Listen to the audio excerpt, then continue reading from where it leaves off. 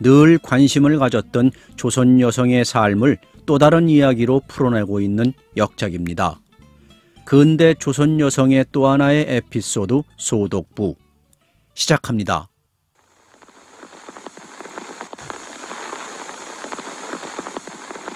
이 마을 이름은 모두 돈들뱅이라고 이른다. 신장로에서 바라보면 넓은 들 가운데 100여 되는 초가집이 따닥따닥 들러붙어 있는데 특별히 눈에 띄는 것은 마을 앞에 있는 샘터에 구부러지고 비꼬아져서 제법 멋들어지게 서 있는 향나무 몇 폭이다. 마을에서 신장로길로 나오려면 이 멋들어진 향나무가 서 있는 샘터를 왼편으로 끼고 돌아 나오게 되는데 요즘은 일기가 제법 따뜻해진 봄철이라 향나무 잎사귀들이 유달리 푸른 빛이 진해 보인다. 마을 사람들은 이 샘이 아니면 먹을 물이라곤 한 모금 솟아나는 집이 없으므로 언제나 이 샘터에는 사람이 빈틈이 없고 더구나 요즘은 경루보다 더 옥신각신 복잡하다. 이 샘터에 나오는 사람은 거의 모두 여인들인데 요즘같이 따뜻한 봄철엔 붉고 푸르고 노란 색조고리를 입은 각시 처녀 어린 계집아이들이 훨씬 들어가는 듯하다.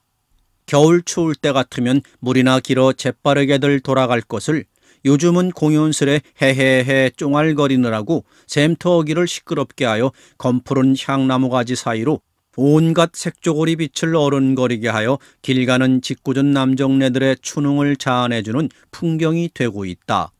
그런데 오늘도 기나긴 하루에 동안 무색 조고리가 끊일 사이 없더니 이제 햇발이 서쪽산 저편 땅바닥까지 쑥 넘어가 떨어진 지도 한 담배참이나 되자 겨우 샘터는 맑게 보여졌다. 그래서 온종일 시달리던 샘터가 이제부터는 내일 새벽까지 숨을 내쉬리라고 생각되었더니 어디서 총총 발걸음 소리가 나며 퐁 하고 두레박을 샘 속에 떨어뜨렸다. 샘물은 내쉬던 숨을 놀란 듯 채 걷기도 전에 두레박을 따라 조그만 물동이 속으로 주르륵 부어졌다. 또 한 번 퐁 하는 소리가 샘 속에서 울리며 연에 주르륵 주르륵 물동이는 찼다. 보자. 아이구나.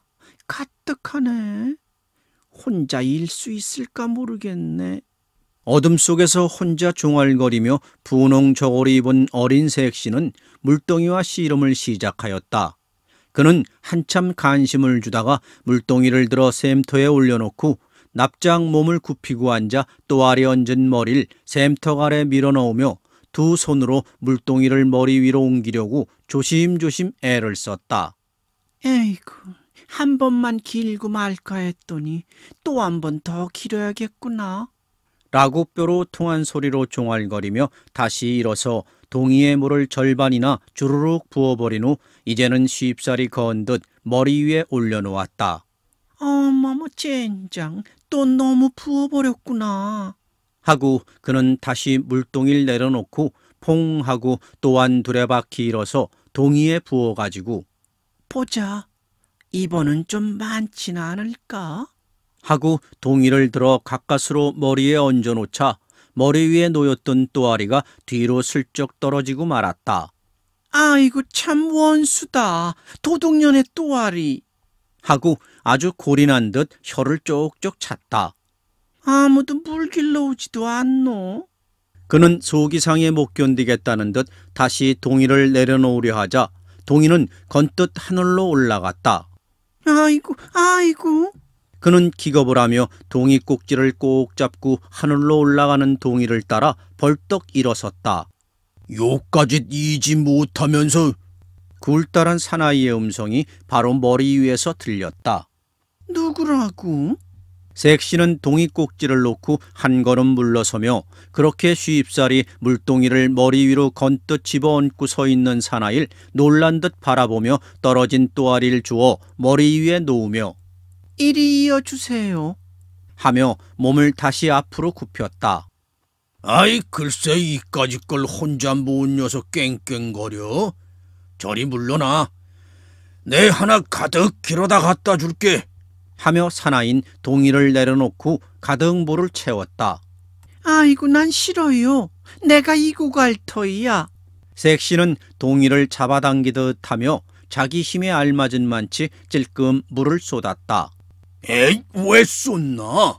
사나인 와락 동이를 빼앗아 제 뒤로 옮기고 동이를 잡으려는 색시의 두 팔을 꽉 잡았다. 네가 날 죽이려느냐? 사나이는 어느 결에 색시의 어깨를 그 넓고 굳센 가슴 안에 파묻고 말았다. 어머, 아이고. 색시는 기를 쓰며 두 팔을 뻗대고 두 발을 동덩거리며 발악을 했다. 그러지 마라. 너 때문에 나 죽는 줄 모르니? 힘찬 사나인 한 손으로 색시의 어깨를 휩싸안고 한 손은 색시의 온몸을 남김없이 정복하려 들었다. 아이고, 엄마야, 도둑놈, 아이고. 색시는 숨이 막힐 듯 기를 썼다. 떠들지 마라. 오늘 밤에야 설마. 난 네가 이렇게 좋은데 넌 왜 몰라주니? 사나인 색시를 건뜻 안아다가 향나무 아래 놓인 커다란 바위에다 걸쳐 누이고 한 손으로 입을 틀어막고 미친 듯 날뛰었다. 네 나이 15이나 먹었으니 인젠 내 속도 알아주어야지. 그까진 네 서방놈이야. 내가 단 주먹에 때려 죽여버리지. 사나인 연방 색시의 귀에다 가쁜 입김으로 속삭였으나 색시는 두 손과 발로 죽을 힘을 다하여 되는 대로 꼬집고 박찼다.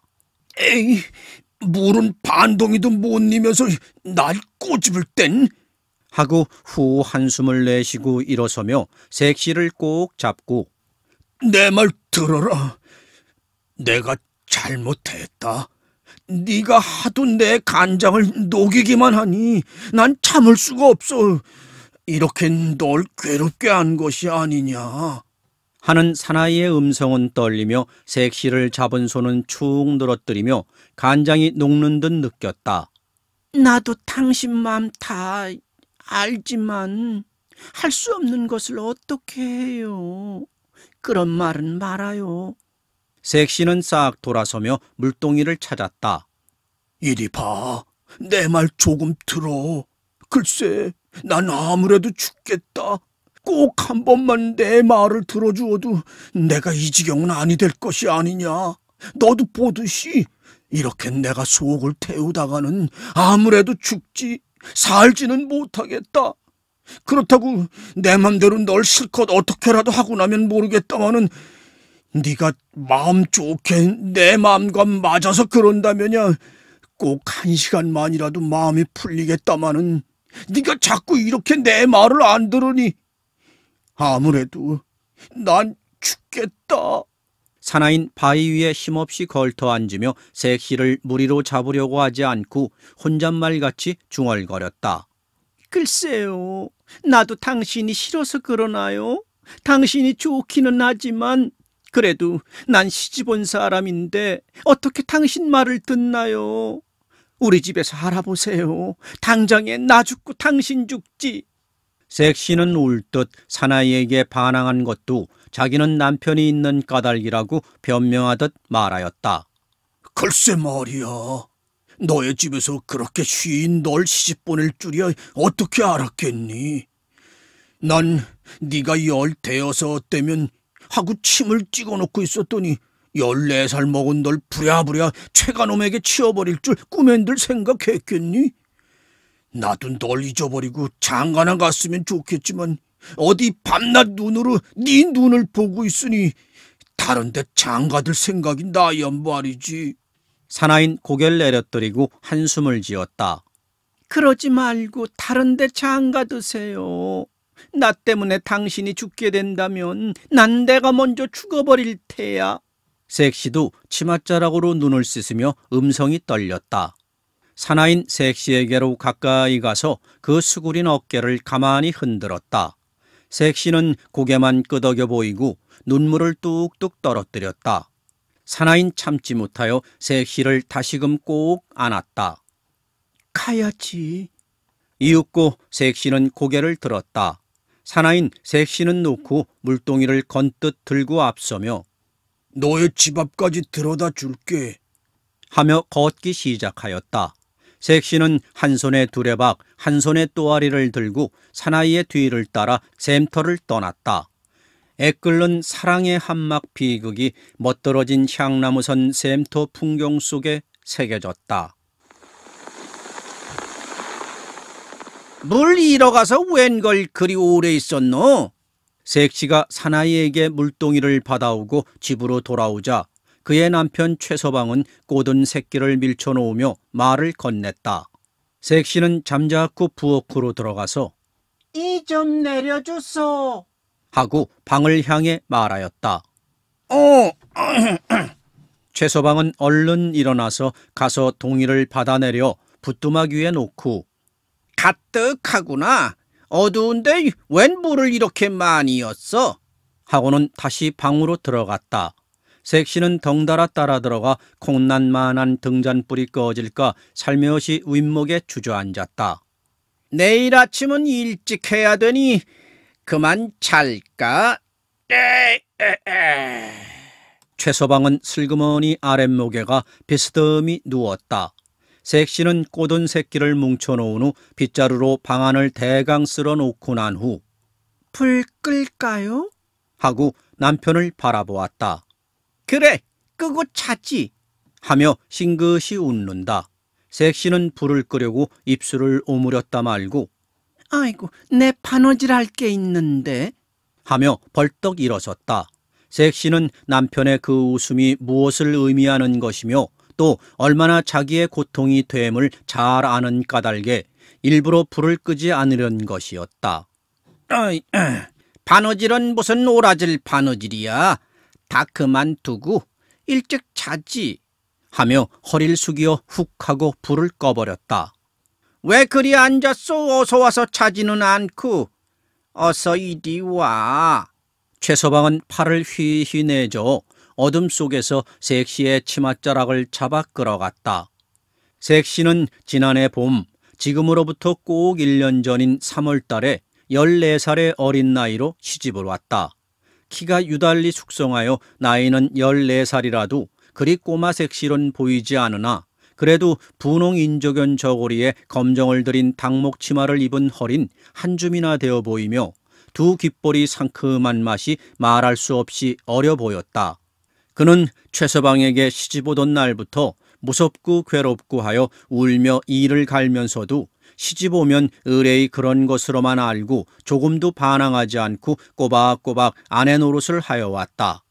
27살인 최서방의 무시무시한 성욕을 반항 없이 받아오는 색시의 가슴속은 최서방이 무섭고 다만 키 크다고 시집 보내준 그의 부모가 원망스러웠다. 그러나 그의 남편이 무섭다는 말은 그의 부모에게라도 말할 수 없었다. 왜 무서워? 하고 물으면 그 이유를 말할 수는 없는 일이라고 생각되기 때문이다. 그리고 최서방에게도 그 무섭고 슬픈 뜻을 조금이라도 보이면 당장 쫓아보내든지 때리든지 할까봐 겁이 났다. 그러므로 색시는 혼자 속으로 꼬개꼬개 앓으며 입술만 깨물어 왔으므로 나이는 1살 더 먹어도 몸과 얼굴은 점점 골아지듯 말라갔다. 그리고 또 한 가지 색시가 골라지듯 말라들어가는 이유가 있다. 그것은 김갑술이란 총각 까닭이다. 이 갑술이 총각은 색시의 친정인 옥천동에 사는 사람이었다. 색시와 앞뒷집에서 자랐으며 그가 커서 남의 집에 머슴살이로 돌아다니면서도 이 색시에게는 마음을 두고 왔었다.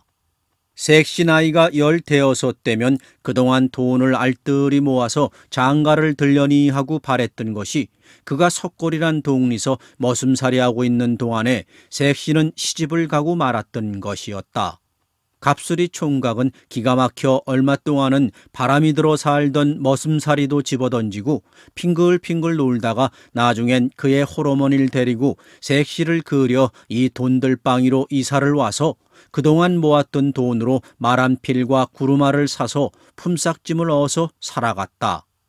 그도 벌써 나이가 25살이니 장가도 들어야 할 것이고 또 말구루마를 부리게 되니 돈벌이도 상당하니 아무래도 장가를 들 때가 꼭 되었는데 그는 색시만 그리워하였다. 최서방이 낮에 일하러 나가면 색시를 찾아와서 멀끔히 바라보다간 눈물이 글썽글썽하여 가지고는 핑 달아나고 하니 색시 역시 마음이 편할 리가 없었다. 색시는 남편에게 시달릴 때마다 갑수리를 눈앞에 그렸다.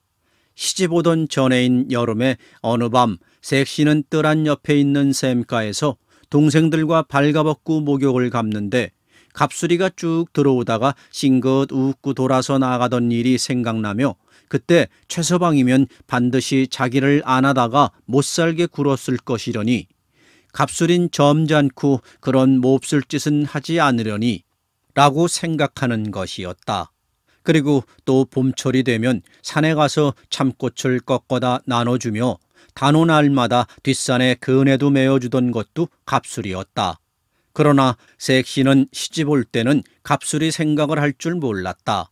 시집 온 후 어느 날 혼자서 바느질한다고 앉아있는데 갑술이가 쭉 들어와서 난 네가 다른 사람에게 시집 갈 줄 몰랐다. 난 죽겠다. 하며 한숨 쉬고 눈물 짓고 하다가 돌아간 그 후부터 갑술이 생각이 나기 시작한 것이었다. 날이 갈수록 갑수리의 정열은 점점 조루어 불이듯 뜨겁게 불태우고 최서방의 요구에 대하여서는 반비례로 점점 더 싫은 정이 더 하여져 갔다. 더구나 이날 밤 갑자기 갑술에 폭발된 열정에 휩싸여 정신을 잃을 뻔까지 한 뒤에 최서방의 억센 요구에 색시는 참다 못하여 눈물이 좌르르 흘러내렸다. 네가 최서방에게 안기어 잘 것을 생각하며 난 이 밤을 자지도 못하고 울며 궁굴며 한단다. 하던 갑술이 말이 생각나며 비로소 처음으로 최서방에게서 몸을 빼내며 반항하듯 허리에 감긴 커다란 손을 잡아떼듯 휙 내던졌다. 요것이 왜 이래? 최서방은 징그러운 웃음을 씩 웃으며 색시의 조그마한 몸뚱이를 내려 누르고 말았다. 이튿날 아침 일찍 최서방은 일터로 나갔다. 그는 제 이름으로 논이 단마직이나 있고 밭도 12마직이나 있어 농사만 짓더라도 단 2내외 생활이야 넉넉하겠지만은 그래도 농사에 틈이 있는 대로 날품팔이라도 하여 잠시도 놀지 않아서 마을 사람들에게 착실하다는 칭찬을 받는 터였다.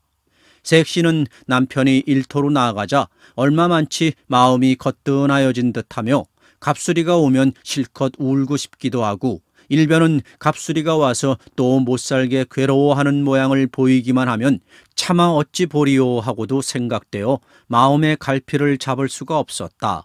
아직 15살밖에 되지 않는 소녀인 색시로서는 견디어내고 판단해내기에는 너무나 무겁고 어려운 사랑의 갈등이었다.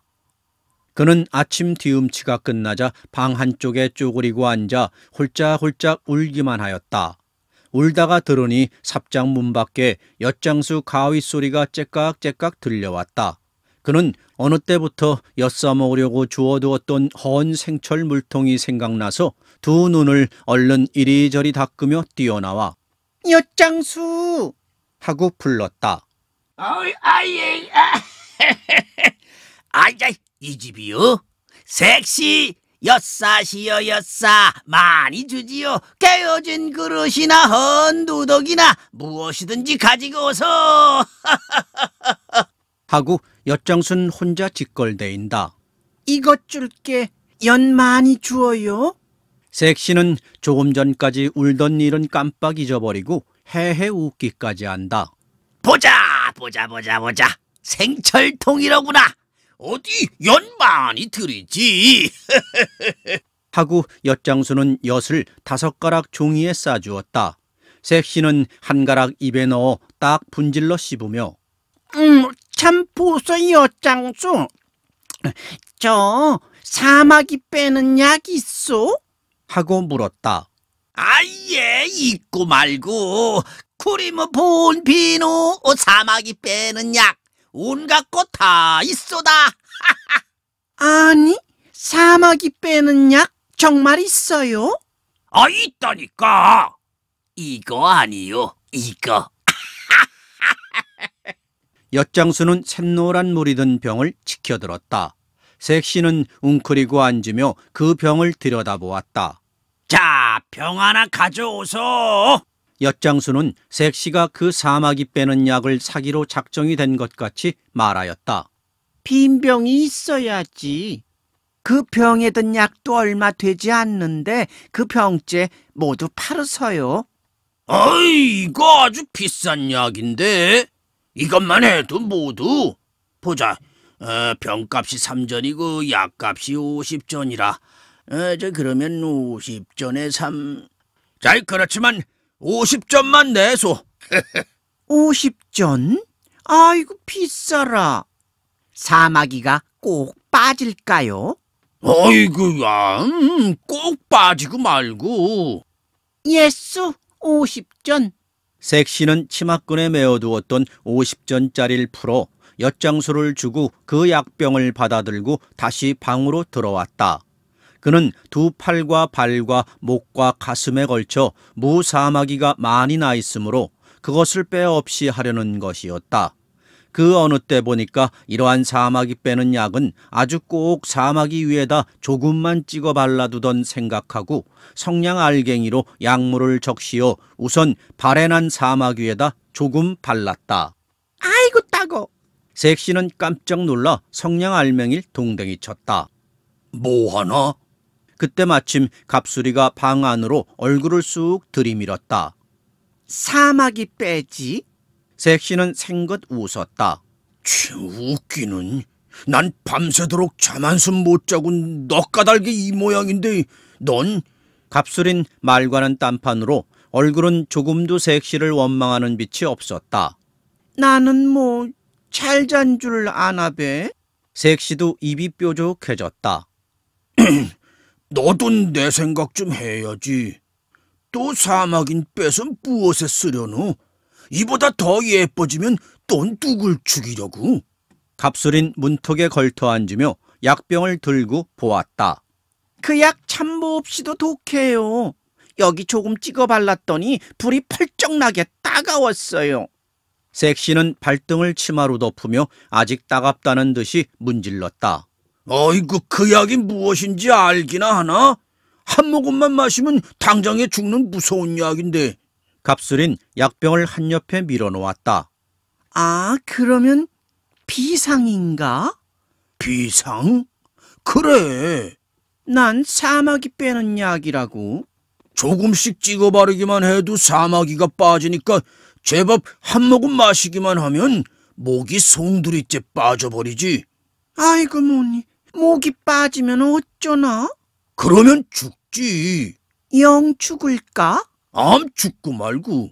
아이쿠, 그러면 어디 감춰버려야지.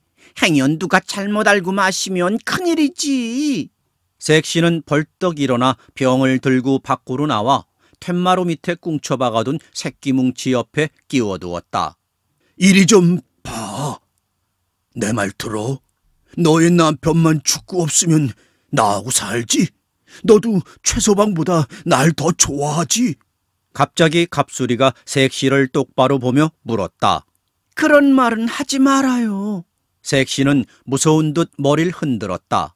그러지 말아라. 아니요.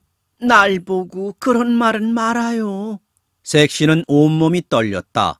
자기가 아무리 갑수리를 좋아한다고 하나 이미 최서방의 아내가 되었으니 이제는 할 수 없는 일이 아닌가 하는 생각만 할 뿐이었다. 갑수린 색시에 이 밖에 더 다른 생각을 할 줄 모르는 것이 안타까웠다. 색시는 어느 날 늦은 아침때가 되어 들로 나물 캐로 나갔다. 최서방은 오늘은 일자리도 없고 하여 집에서 가만히 칠 새끼를 꼬고 있었다. 이런 줄 모르는 갑수리는 이날도 색시를 보러 이 집에 쑥 들어왔다. 갑술인가? 최서방은 반갑지 않게 인사를 하였다.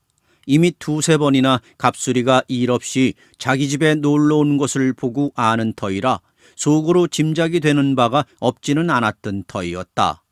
아, 예. 오늘은 일터로 안 가시오? 새끼는 꼬아 무엇에 쓰려는가요? 갑술의 대답은 어색한 빛이 나타났다. 여기 좀 앉아서 내 말 좀 듣게. 최서방은 새끼 꽂은 손을 멈추고 담배를 꺼냈다. 무슨 말인가요? 하고 대답하는 갑술의 가슴은 뭉클하였다. 글쎄. 최서방의 입술도 떨렸다. 갑술인 이미 최서방의 속판을 알아차리며 이제까지 참고 견뎌오던 증오감이 불쑥 솟아올랐다.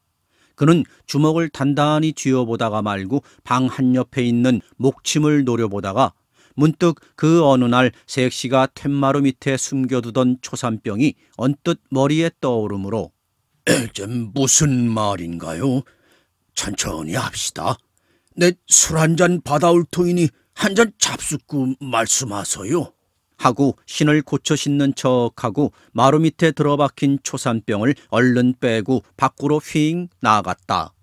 그는 바른 길로 술집에 가서 술 한 대를 받아 술집 주전자에게까지 도로 넣어가지고 최서방의 집 문 앞에서 술은 거의 다 부어버리고 한 잔만치 남겨가지고 약병을 거꾸로 들고 부어 넣었다. 술 주전자를 들고 들어간 갑술인 부엌에 가서 조그만 양재기 대접 한 개를 가지고 방으로 들어갔다. 술은 받아와도 난 먹지 않겠다. 내 말이나 들어라. 최서방도 이제는 갑술이의 모양이 수상하여 아주 도사리고 앉았다. 아니, 그러지 말고 한 잔 마시고 말아서요. 내가 모두 잘못했으니 그만 담부시하고 속을 푸서요. 무엇 그러실 것은 있는가요? 나도 내일부터는 멀리 만주나 대판으로 갈 작정이니 그러지 마소. 하고 주전자의 술을 따라서 최서방 앞에 내밀었다. 최서방도 그렇게 안 먹겠다고 뻗쳐대기에는 너무나 술에 대한 욕심이 많은 터이라 못 이긴 채 받아들고 한 입에 쭉 들어 삼키다가 조금 남았을 때 술잔을 척 띄며 이 술맛이... 하고 갑술을 바라보았다. 아니, 그 술이 어떠한가요? 이것이 술이 아니다.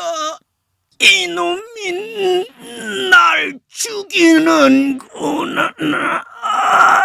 최서방은 두 손으로 목을 쥐어뜯었다.